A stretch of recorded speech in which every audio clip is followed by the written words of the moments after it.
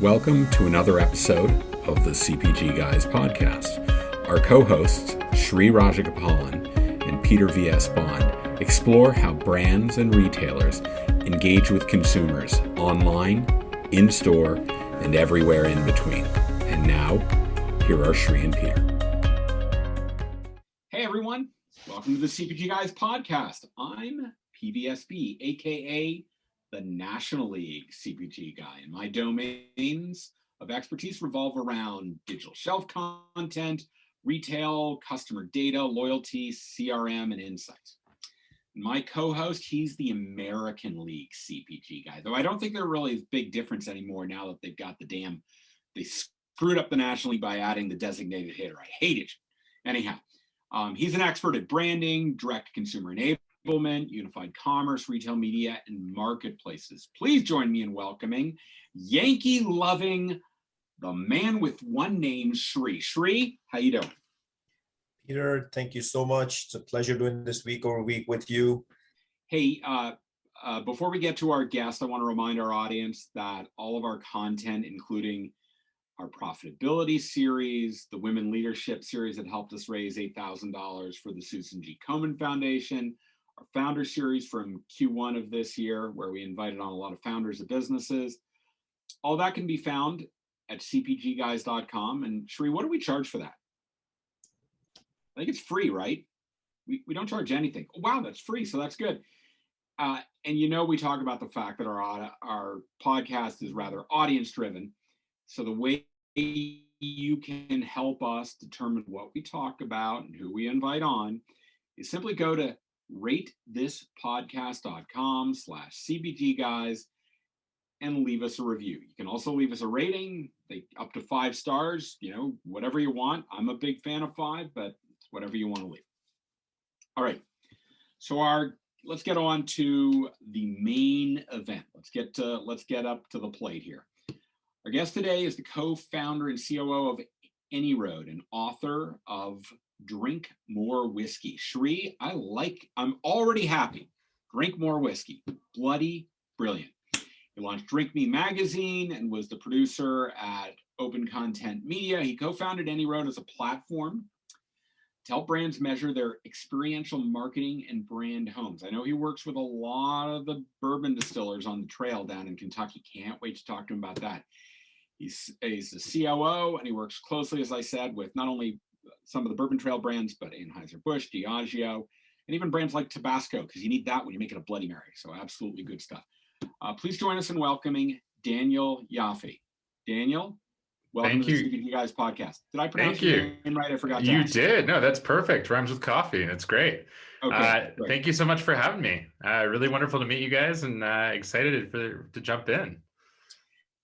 Daniel, we have this audience that while they listen to the podcast, they love to do some research. So in order to help them do that, can you first of all tell us where they can find AnyRoad online?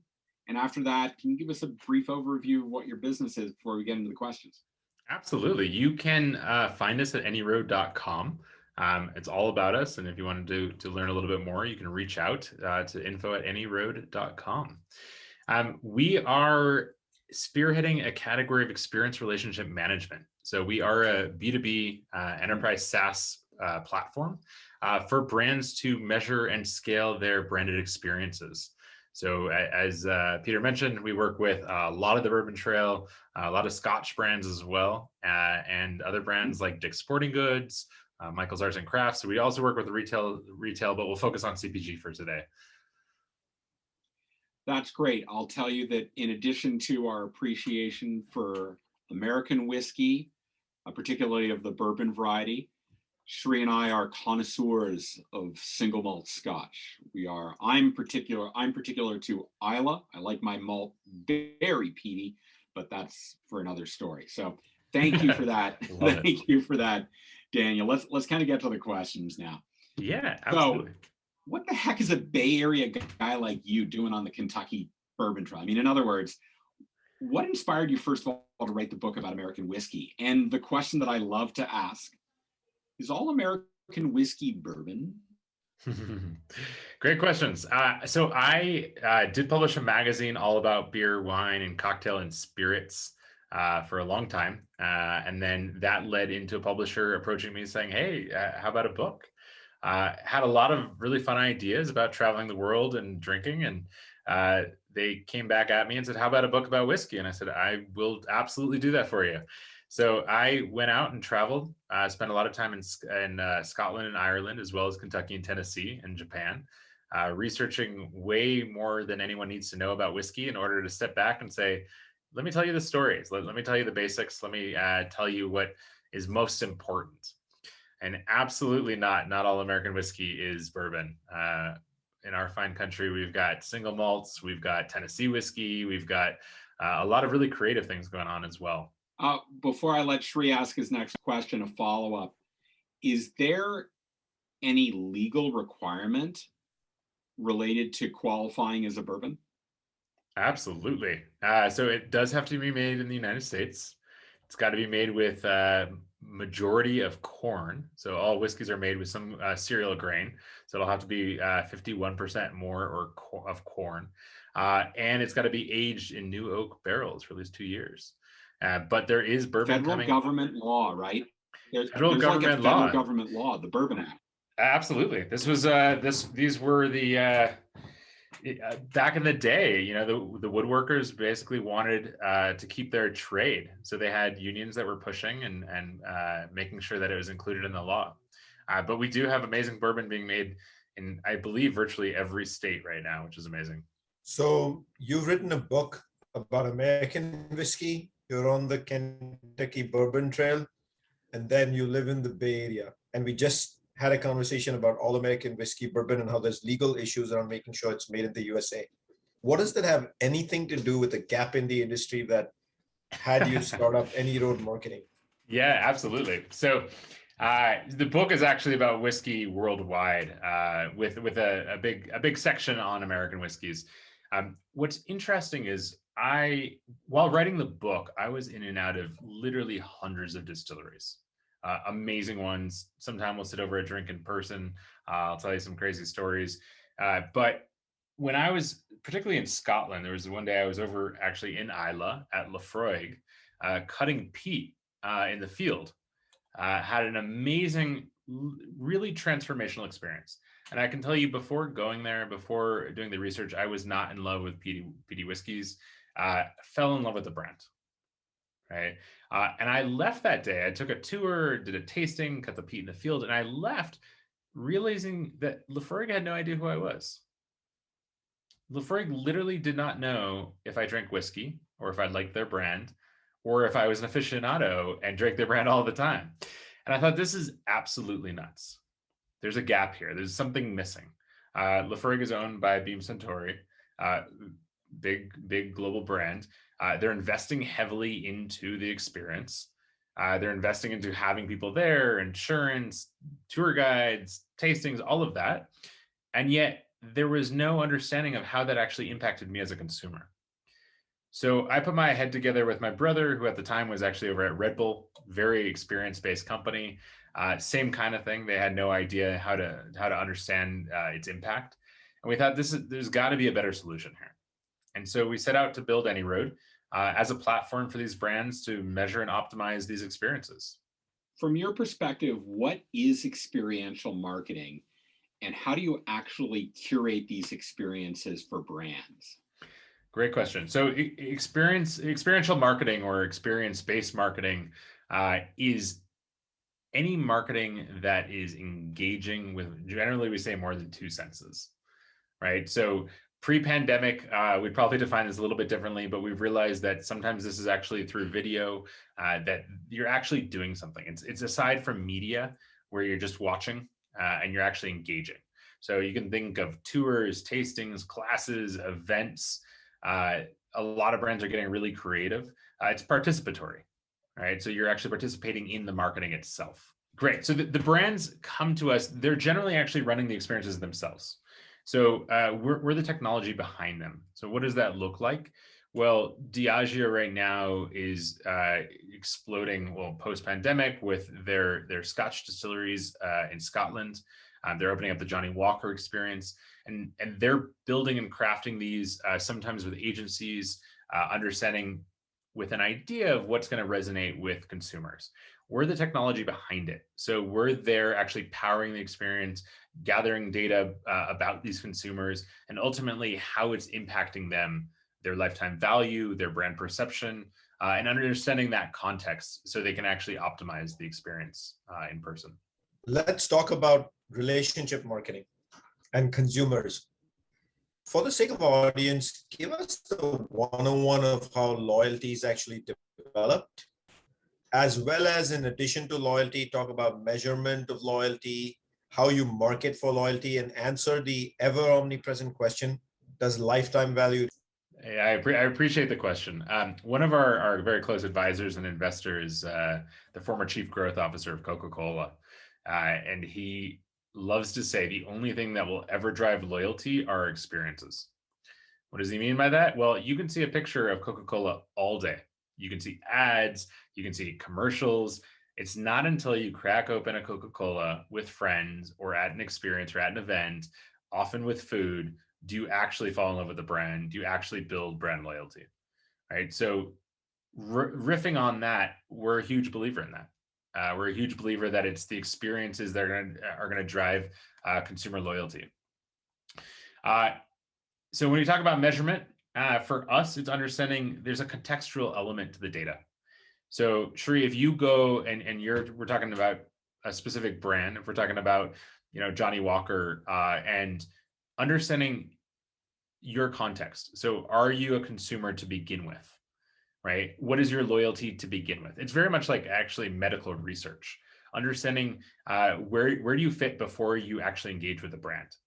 And if you're not a Johnny Walker drinker, or even worse, you're negative, you think that the brand is not good, then you go to the experience.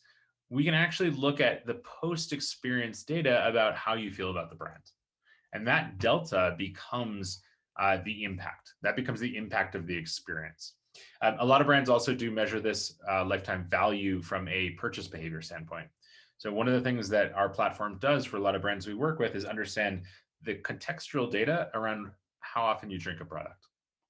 So if we're talking about Lefroy, we'll go back to Lefroy. How often are you drinking it before you actually go to Scotland, cut peat in the field? And then when you go home, how often are you drinking it and actually seeing that uplift? Lifetime value is absolutely real.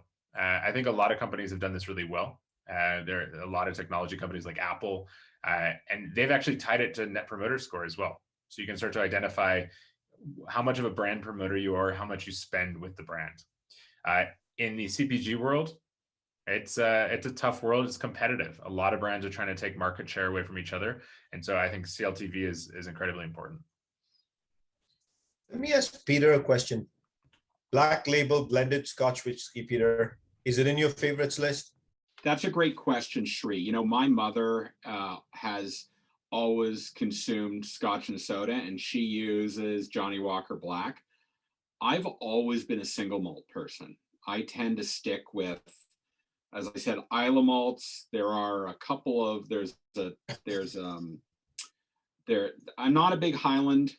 I don't tend to like the sweeter whiskeys. I tend to like the peatier whiskeys. So it is mine. I can tell you one of my favorite whiskeys is actually not made in Scotland, nor is it made in Japan. I'm sure Daniel knows of this one. On Cape Breton Island in Nova Scotia is Glen Breton, Canada's only single malt distillery. I love their not only their flagship, but I love their maple flavored single malt. So also great. But yes, I tend to be of one class. That's just me.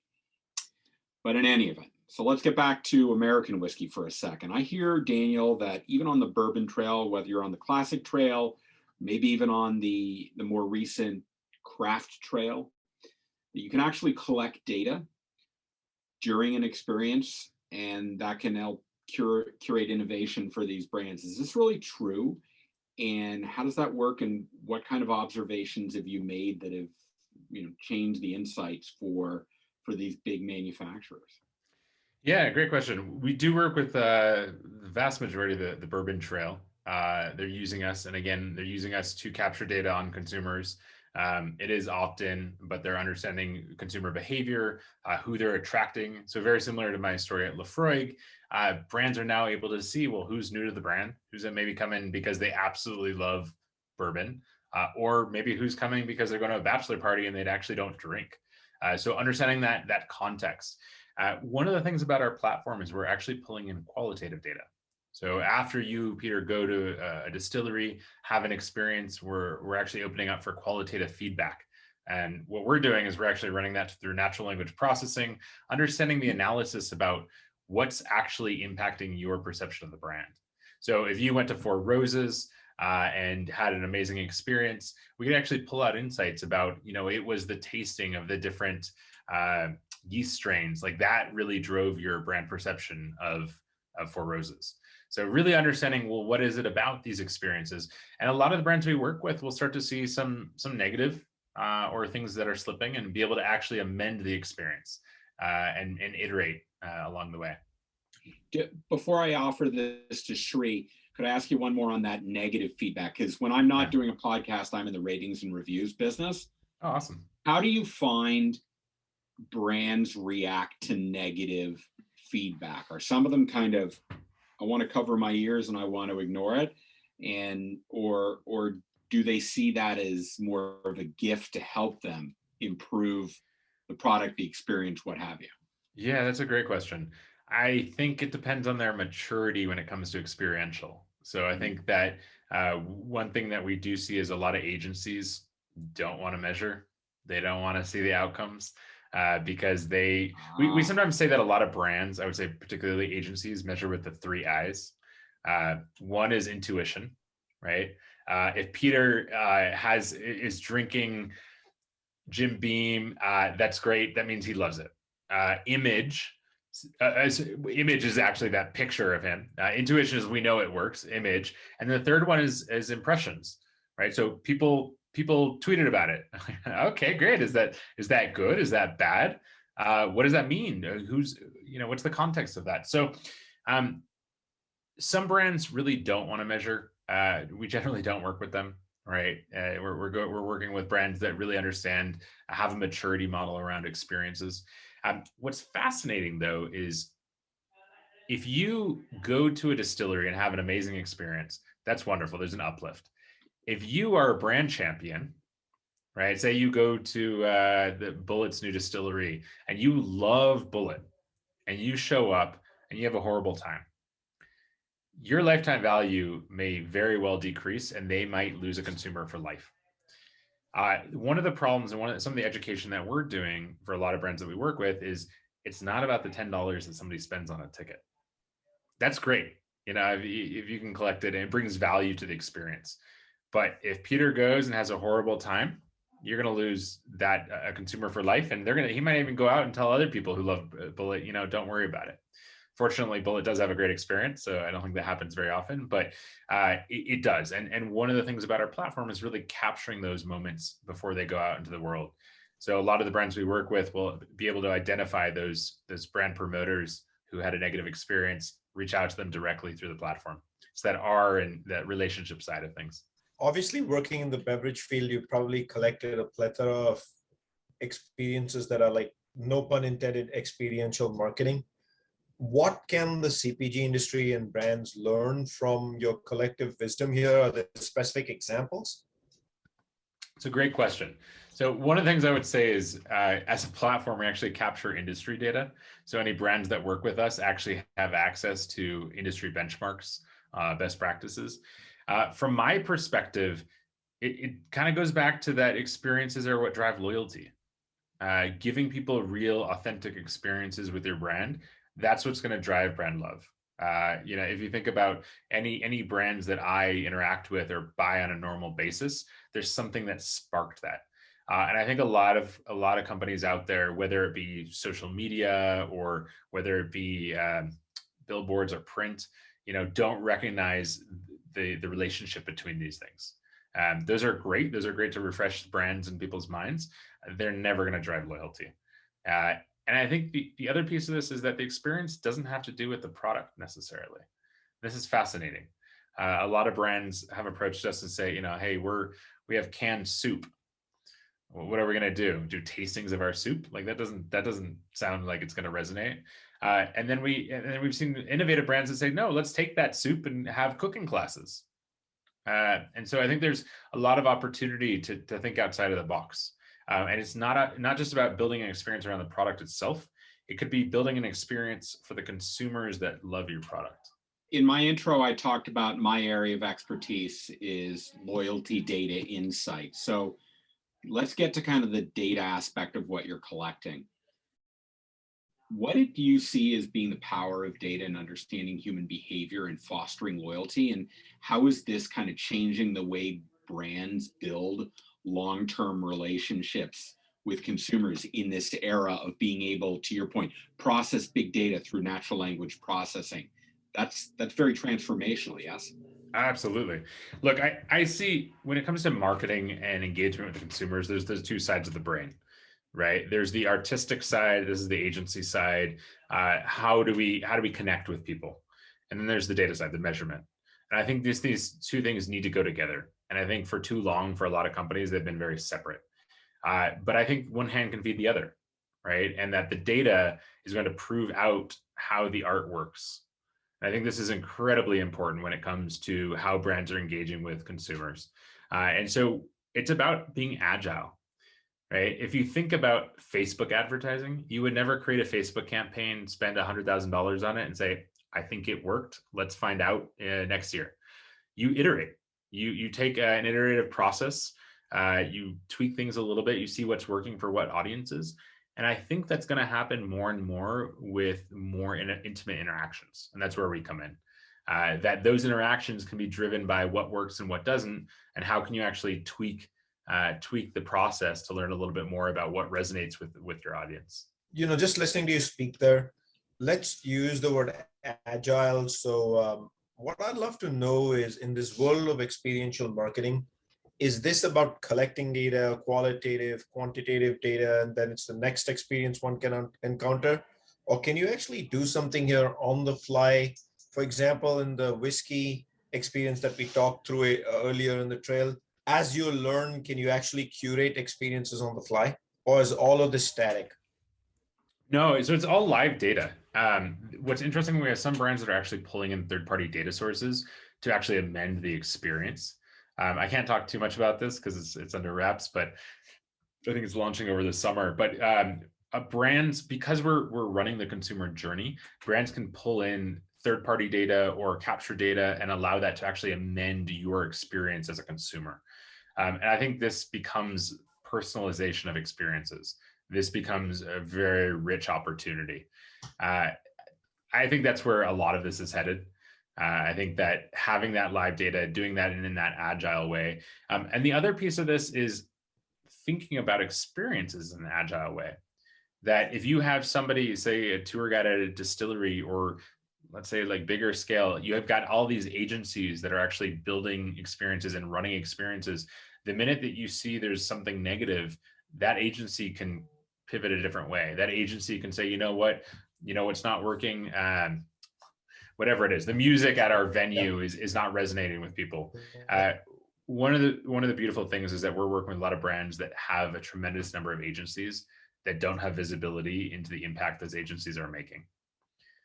Right, and this is in a big way. So we could talk about the distilleries, as like a one experience, a brand home that doesn't go anywhere. Agencies have to be agile, right? They need to go that direction because they're spending budgets, everything's happening in real time. And using our platform, a lot of these brands are able to understand what the agencies are doing, what's effective and what's not, and actually direct them or even direct their budgets in different ways. To our audience, want to remind you that all of our content is always available free of charge. Just go to CPGGuys.com. We've got over 80 episodes in audio podcasts. We've got a list of our favorite podcasts that Sri and I listen to when we don't listen to ourselves talk.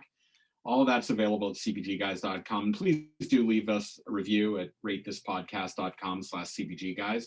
So we know what you want us to talk about in the future. Daniel Yaffe, this was a tremendous conversation. This is right up our alley. We loved it. it's not only about a passion we have extracurricularly, but about the space that we talk about in this podcast every day. I'll put in the liner notes of the podcast link to AnyRoad and your LinkedIn profile. But for those listening, can you remind them of the URL of AnyRoad? Yes, it's AnyRoad.com. That's easy. Yeah, that's good. Very easy. And as a bonus, if you do want to learn about whiskey, it's just drink more whiskey.